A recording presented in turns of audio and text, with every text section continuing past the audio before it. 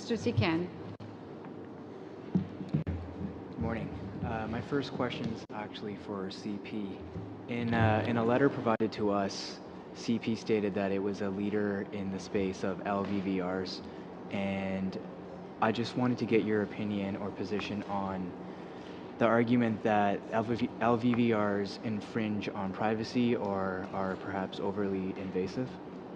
Sure. Thank you for the question, member. I'll refer the question to Keith Shear with CP. Thank you. We know there's privacy concerns, but we also know that there's a process for that. We have, today you probably know, recording devices in the locomotives for conversations that occur between rail traffic controllers and the train crews. So those occur. We have black boxes, if you will, that were introduced in the early 80s after the tragic Hinton accident. So those record information as well. We know that the minister and the department will work closely with the privacy commissioner on the privacy issues and work through that process. And we also know through consultation with the minister that those processes will be developed in the regulation to follow. Thank you. My second question is for CN.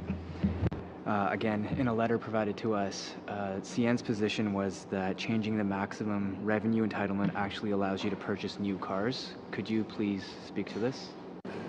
Want to take it, John? Yep. I think that actually might have been a comment from CP. I think the changes to the maximum revenue entitlement improve the situation with respect to getting the investment credited to the railway that actually makes the investment. It is a rather complex formula, and we do feel like there was an opportunity to simplify it further. So railway cars, we have to pay for 12 months a year. It's no different than leasing an automobile. You have a monthly payment. In the context of the way the MRE works, we only earn revenue on the actual amount of tonnage we ship over the mileage that we ship. So we do feel still that there is some disincentive left in the MRE, although the splitting of the index certainly is helpful in that if CN makes an investment in the cars, we no longer have to share 50% of the credit of that investment with CP. Okay, thank you. Ms. Drysdale, you mentioned in your remarks that you've offered amendments in regards to LHI and reciprocity within the 250 kilometers. Yeah. Could you elaborate on that point, please? So while the existing exclusions included in the bill we think are very important and need to be maintained, they do not address the issue of U.S. reciprocity in the three prairie provinces. And to the point made earlier by my colleague at CP, there is still an opportunity for railroads to come into those three prairie provinces and to take business away from the Canadian rail network. Now, I want to make the point that if a shipper wants to ship to the U.S., we do that day in and day out, and we're prepared to continue to do that.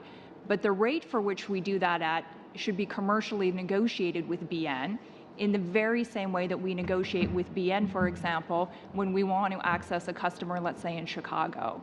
So it's this notion of disparity between the two regulatory regimes that concerns us, and the fact that we're giving an unfair advantage to U.S. railways to come in and take Canadian traffic at a prescribed regulated rate when we don't have that same right to do so in the United States. Okay.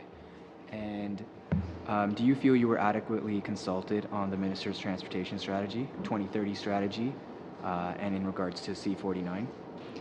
We certainly participated extensively in the consultation process, but clearly are dissatisfied with some of the outcomes that remain in the existing bill. Thank you. And the same question for CP? Similarly, we participated, and we respect the process and the fact that we were consulted. Nonetheless, we do have the issues that we've set out. Thank you.